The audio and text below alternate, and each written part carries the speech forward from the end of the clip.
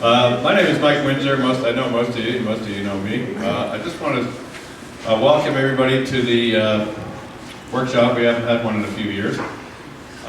Today I'm going to start off. I'm going to be talking about varnishing and then just go over just a general quick slideshow of a typical restoration that I've done in my shop. I've been doing this for about 30 years now. I've been in business of my own for about 24. And I'm going to start off by, I think finishing or varnishing is probably one of the most feasible do-it-yourself type jobs for a lot of people. I'm going to start off by passing around a couple pieces of wood from a boat that I'm working on now.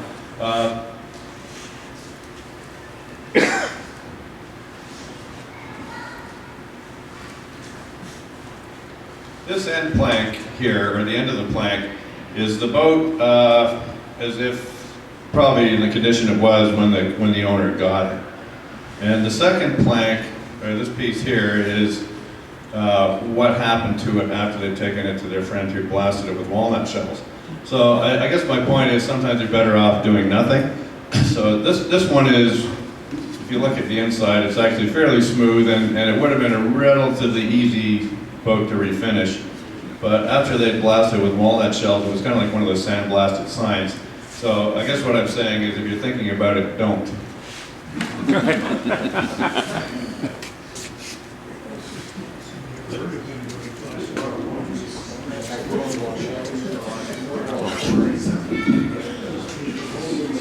I guess this is, I put together some slides here. This boat here is one I did a few years ago, and it was one that somebody had, basically they'd sanded the entire thing down. They spent quite a bit of time and effort getting it to this stage before they brought it to my shop. I guess I'm showing you this to kind of bring up the point.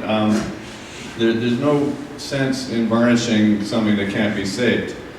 This boat was an early boat, I think it was a 21, it's iron nailed, and I think every single plank has some kind of a split or a sheet metal patch on it, or a wooden Dutchman that had been put in it. I'll just go through some of the close-ups here.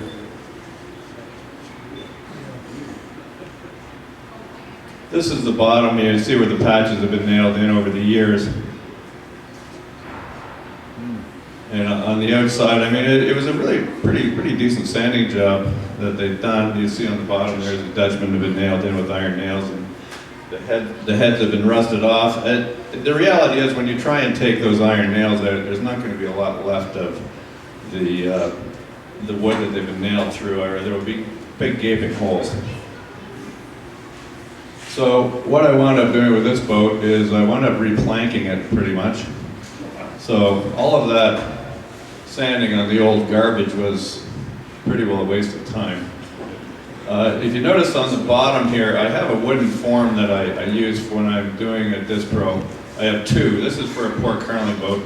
That basically simulates the shape of the device, so I built the shims onto that and then built the hull around it, because it took a few years to develop that, because I used to just do the hull and then you spend a few hours at a grinder trying to make the device fit, but I find it's easier just to make the boat fit the device from the beginning.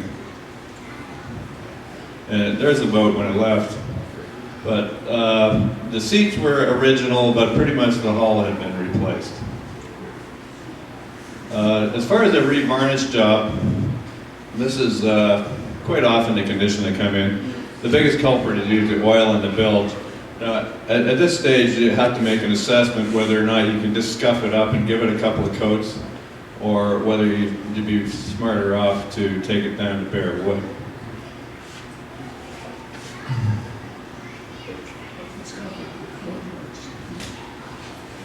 This boat is a 1926 port carling boat. Now you see how it's got a lot of splotchiness, and previous refinishing attempts, I didn't really get the wood clean enough.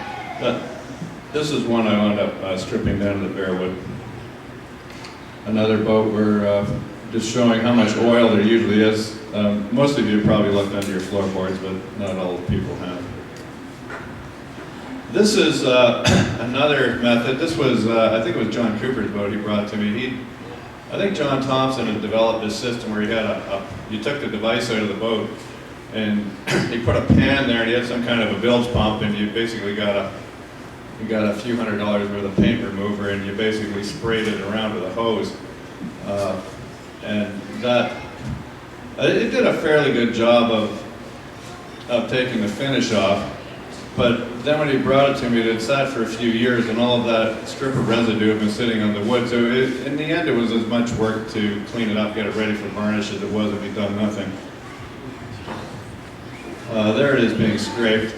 A lot of times on cedar, I find it's important, you get kind of a milky cloud where it will show up as a whitish cloud under the finish if you don't get it clean enough. So I find it's pretty important to scrape it down to the wood. And the key to that, I always find, is having a sharp scraper. I'm going to pass around a scraper, the type that I usually use, and it's been sharpened so you can see what it looks like. And I will be expecting this back. How do you actually deal with the oily bilge? Do you use any particular product, or? Oil in the bilge, this is normally what I use, but I've got some more pictures of that where I'm cleaning it up. But I usually use this. If you got the device out of the boat, sometimes that's easier. You can use something like this, hot soapy water, and scrub it with scrub brushes. And if it's really thick, greased, cakey stuff, I usually take a putty knife and take that off with that first before I start scrubbing. And I find this is a pretty good product for removing grease. It cuts the grease. It's called Super Clean. I'll pass this around too. Don't drink it? That's empty, so I don't care about it.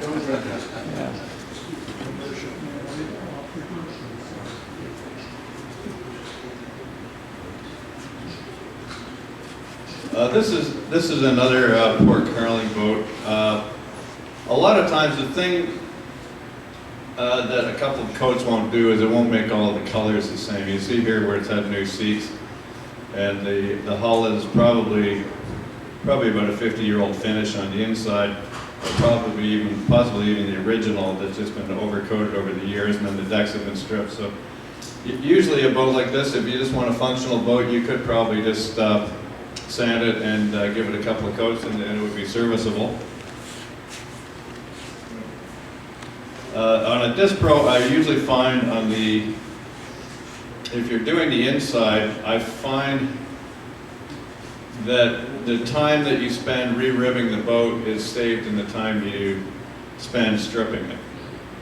Now, this is an 8-inch rib boat, so they're pretty easy to strip on the inside. But the reality of it is, when you look at the inside of the boat and the ribs at the bottom, if they're brittle and you think they might need to be changed in 5 years or 10 years even, I usually just change them anyway, because 10 years down the road, if you decide you want to do that, you're going to have to take all the nails out of the varnish and wreck the varnish job on the outside to do that. This is another port carling boat. It's had quite a few new planks. They've been criticized for being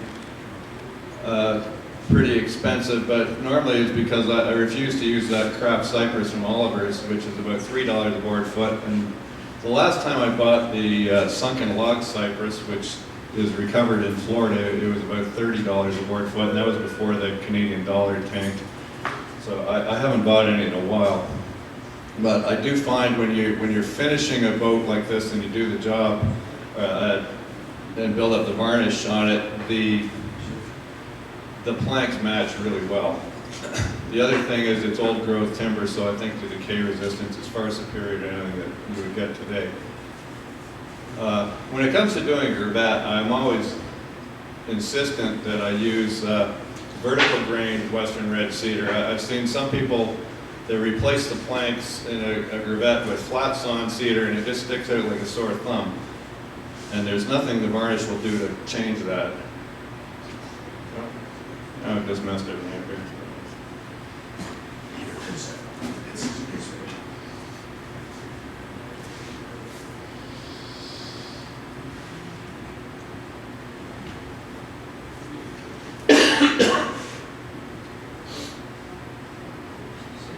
This is re-ribbing and refinishing the inside of of a pork carling boat with a 4-inch rib spacing. It's actually just I can't imagine how you could clean them up that well without doing the ribs.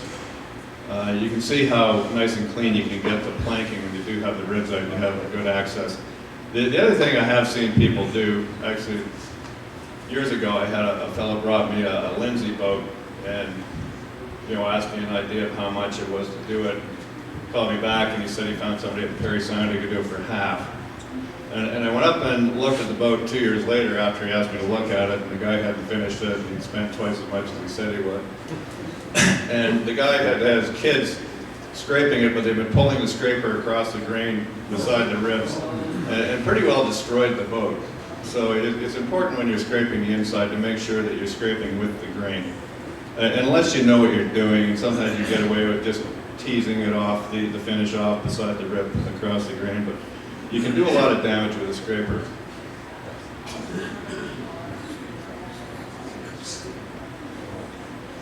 This is after the varnish is done. On the inside of Dispros, I usually spray it. I don't think I've ever brushed one. Actually, usually the first couple of coats I brush because it's easier to get it behind the ribs, whereas the spraying, it doesn't get behind the ribs as well as I think it does with the brushing. So I prefer to brush the first couple of coats and then start building it up with a spray coat. With spraying, I can usually put a couple of coats on. It's a technique that the manufacturers will all deny that you can't say you can't do, but if you time your coats, you can actually put a second coat on without sanding. It depends. If you leave it too long, it's going to be a problem. If you do it too soon, it's going to be a problem. If you find that magic window, you can spray another coat on top of a semi-cured existing coat without sanding. The problem with doing that, though, is that you aren't flattening off any of the highs, so all of the imperfections in the finish tend to compound themselves. So it's a matter of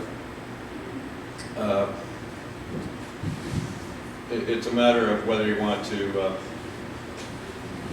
get a lot of product on there and then have to spend a lot of time sanding off your imperfections, or just do little imperfections a little bit at a time.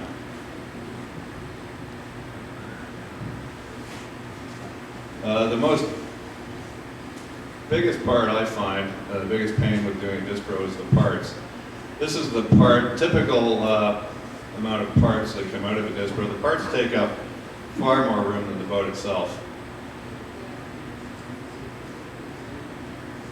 And then I'm just going to go over a boat I think it was last fall, about a year ago I did this boat, and it didn't really need to be stripped on the inside, but the outside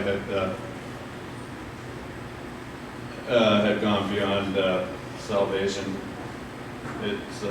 It's actually one of the first Dispros I did, actually when I started in business. I think it was done about 22 years ago. But they basically took it home and it sat in the boathouse with the sun coming under the door.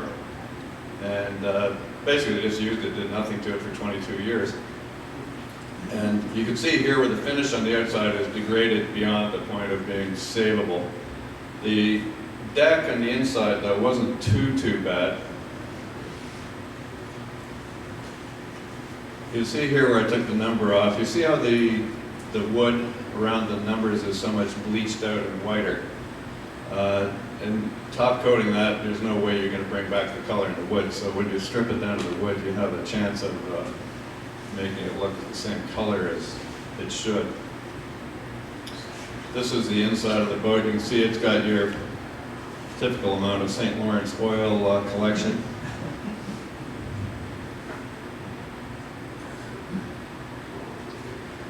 The other thing I do when I'm doing a varnish job, usually all of the mechanicals have to come out.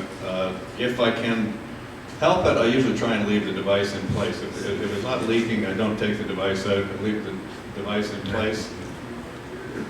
This is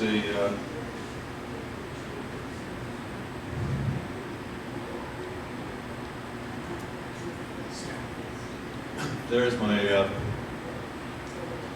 big jug of industrial stripper in the background. As far as removing finish, I use the methylchlorine stuff. I've tried the safe stuff and the green stuff and the stuff that isn't supposed to kill you, and I don't find it very useful.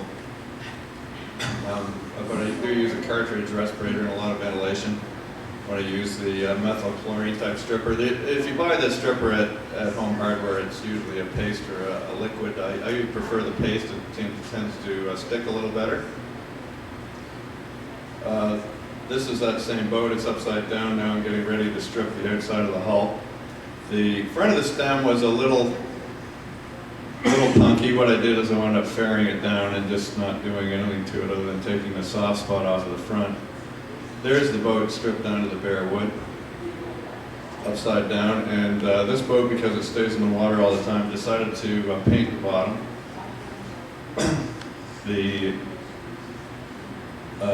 hard thing about painting the bottom of a dippy is putting the water line on it. I just find they're a pain. I usually don't like doing it.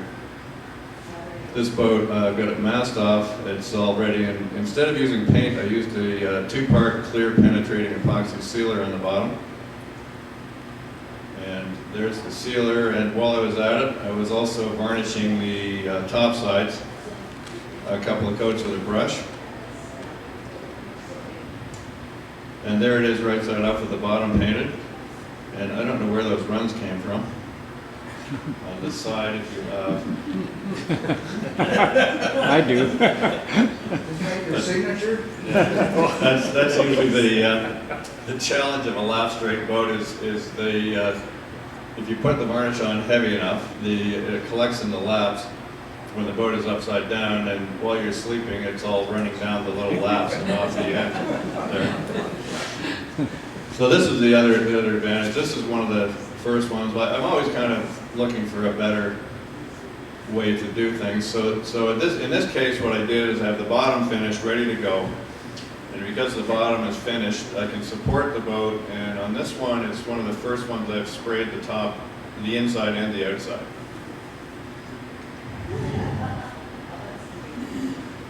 And this is getting the inside ready. So there it is with that grease kind of scraped out with a putty knife, and I've used that purple stuff with some water there to scrub it out, and then use the wet dry shop vac to vacuum it out because the device stayed in this boat.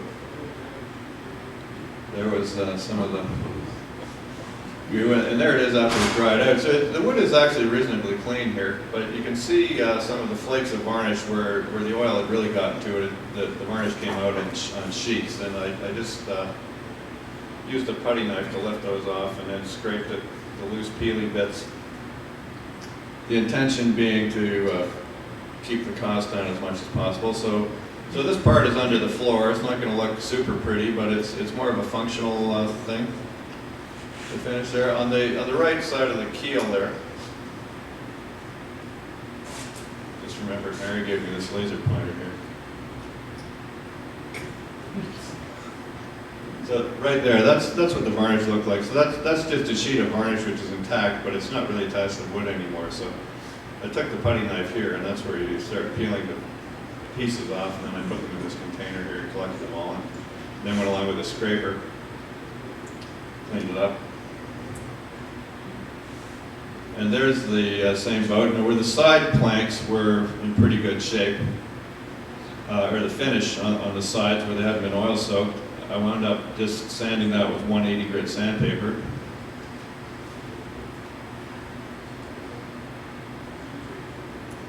And there's the boat in the shop. I've masked the bottom. I've taken some of the plastic off, but I've sprayed the inside and the outside, and I think I've got most of the parts around that I usually do with a brush. Now, I'm kind of reluctant to even mention this because I don't want somebody to go home and try spraying their boat in their garage with a wood stove and blowing the garage up and then coming back suing the club. But it's a technique I've used for quite a while. I'm not going to tell you everything about it, other than the things I've found that are very useful. This is my kind of poor man's spray booth. It's basically very thin plastic that I kind of make a room within my room with, and on the back wall, there you can see I have an exhaust fan. So I turn on the fan, and I have enough support on the floor to keep the plastic from sucking onto the boat, and I create negative pressure. So I can be beside that on the outside of the room, and you can't even smell the varnish because it's all, the room is going from the air to the outside. I don't use, it's not like a professional full flow automotive spray booth. But I have used a combination of thinning and heating and all kinds of different techniques, different nozzle sizes, tip sizes. I've probably got hundreds of dollars worth of spray guns thinking the next one was going to be better. I think it took me about 10 years to figure out really how to get pretty good at spraying varnish. I find spraying varnish, it's a very fine line between, if you don't get it on heavy enough, you have orange peel. And if you get it on too heavy, you're going to have runs and curtains, and you can really get some dramatic curtains and sags when you spray it. And I think, as I mentioned before, you can hot coat. So I think this boat, I only had to spray once, sand it once, and then spray it once again. So the sanding was kind of minimized. How often do you have to put the fan and paint remover? Pardon? How often do you have to put the fan and paint remover? Oh, actually, probably about every 6 boats I have to take the fan off the wall, and then I usually use lacquer thinner. Try and keep it out of the electricery bits. But there's the boat on the inside, and it's ready to have all the mechanicals put back on. You see how I have the device all covered in plastic, and the lag bolts, and then everything mechanical. The steering pulleys is all covered. The thing about spraying is it's very unforgiving. I found out the hard way. I mean, if you have a level line there, all of a sudden you won't be able to read the glass. It'll be kind of cloudy. And so the overspray in the city is... Wait till you wear glasses. Wait till you wear glasses. Oh, okay. Actually, now I have a full face respirator, and it's got these peel-off plastic things like the dirt bike racers use. So they're kind of disposable things. So every spray job, I get a new plastic thing on. That was done. You peel it off, and you put a new plastic one on. So it's about $1.50 for the plastic and a couple of hundred for the respirator.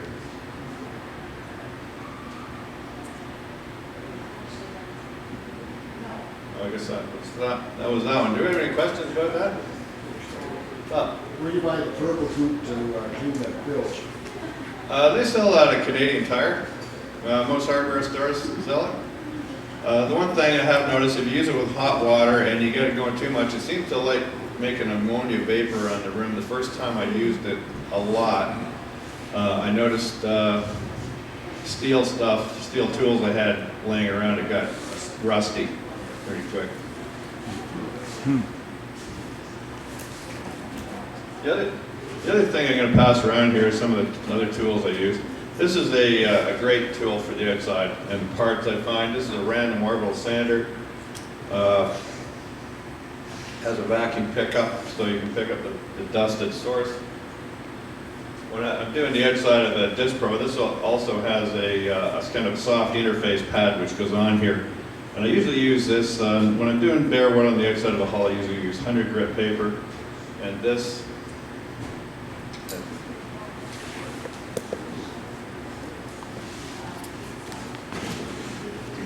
Mike, how do you sand underneath the ribs?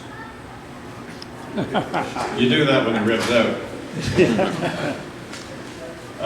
Usually you re-rib the boat, so it's not an issue. But when I don't, you have to use just a putty knife with some sandpaper around it, and it's tedious. And that usually eats up more time than it would changing the rib. Well, how do you paint underneath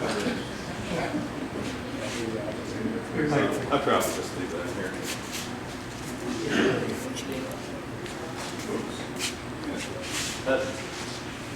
That's why I was saying the first couple of coats that I put on the inside, I usually do with a brush rather than spraying, because with a brush you can kind of poke underneath. But there is some bare wood. If you take any dippy and you take them apart, it's never perfectly varnished underneath. There was a guy, Don Cressman, actually, he was building a boat. He was telling me he steamed all the ribs in and then took them out, varnished the backsides, and then put them back in. I thought that was a little anal. In a perfect world, I mean, it makes sense, but on the downside of that is when you're nailing a rib in, when the rib is hot and it's steamed, the nail curls into the soft oak very nicely, but if you have a rib that's dried for a couple of days and you put it back in the boat, the nail's not going to bend into the rib as nicely. This is a Fiend sander. I've had this one probably about 25 years now. These used to be about $600 or $700, but then their patent expired about 5 years ago. So you can get Porter cables, you can get Princess Auto versions, Canadian Tire versions. You can get one of these for about 30 bucks now. This I still like. It's a very well-made tool. The problem I find with using one of these on the inside of the Dippy is the body usually hits before. So this one is one I've kind of adapted. It's got kind of I put a longer neck on it with a screw so I can reach the inside of the hull without, I only use this on the wood. I have tried using this on varnish, and usually it's orbiting so fast that it gums the varnish and clogs the paper very quickly. And I find it's more effective by hand once it's been varnished. Yes. Did you say that when you're using the super clean with the soapy water, not to use hot water? Like I use hot water, but you have to be careful if you use too much hot water because you're going to make a lot of ammonia vapor in your shop that's going to rust everything you got. So just warm water. Warm water is probably better, or cold, I did find it works almost as well, too.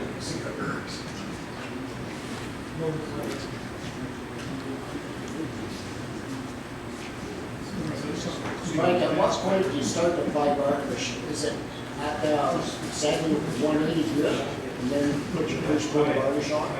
Before, with the wood, I usually only go to 80 or 100 grit.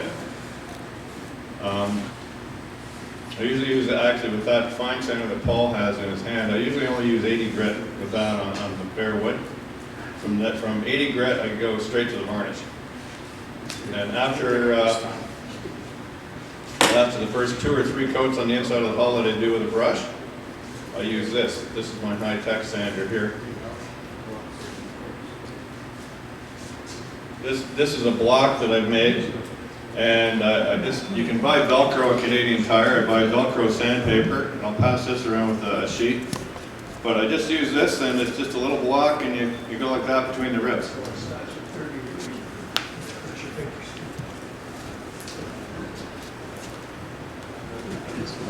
Yeah. Very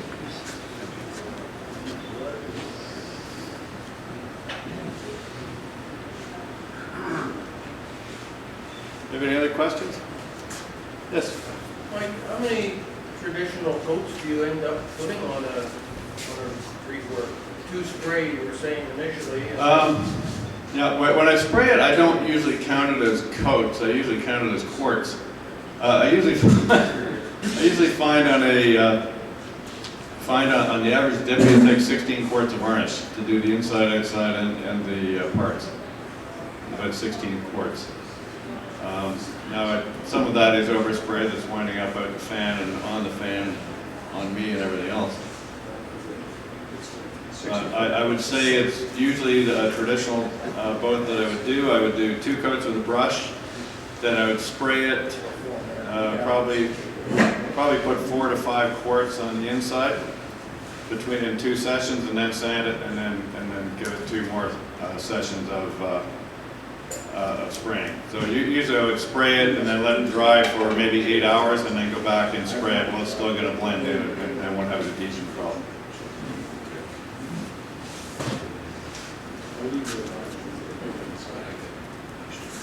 You haven't mentioned blisters. Getting rid of blisters on the Okay, now blisters are part of the scenario, which would usually make me want to encourage somebody to take it down to the bare wood. Because I have had the odd time where I've tried to save the blister, and it winds up being a lot of work. And then the next time the boat's out in the sun, the blisters come back through. That's problematic. I remember my uncle Ross's boat. He had a Hunter, and it was 2 tones. And I remember I was trying to talk him into stripping the whole thing, and he said, "No, we'll just strip the blonde." And about 4 years later, the boat gets parked out in the sun, and the blonde was fine, but where I didn't strip it to the bare wood, I get a phone call, "Your varnish is blistering." So I usually try to encourage people to go to the bare wood whenever I can, because it usually gets if I explain the risks of not doing that, people always forget it when the problem happens down the road. All they remember is my bill. I've got a couple of types of varnish. This is the type of varnish I usually use. I'm finding varnishes these days are changing a bit. I have had in the last 3 years, the headed high build is what I used to always use, but I found they've changed the formulation and it's kind of black now, and you don't really want that on a dippy for a top coat, but I find it's important on a dippy to have a varnish with some amber on it. I brought this old can because it kind of shows you the color of the amber in the varnish where it's spilled on the label. And this is kind of, to me, what gives the wood some depth and some life, is that amber color.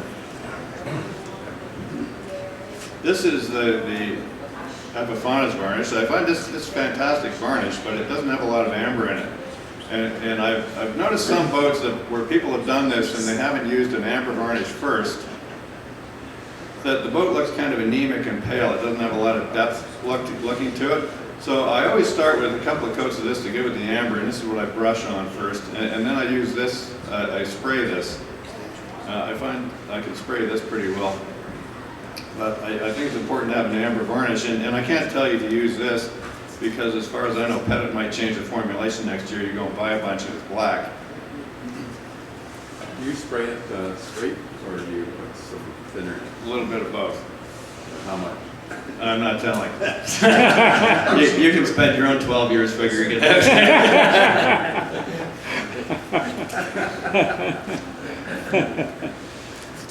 The other thing is, I mean, the situations always change. I mean, you can't. There are no absolutes. Sometimes what's working one day won't work the next, and it's a matter of judgment that you can't really just kind of tell somebody a couple of minutes.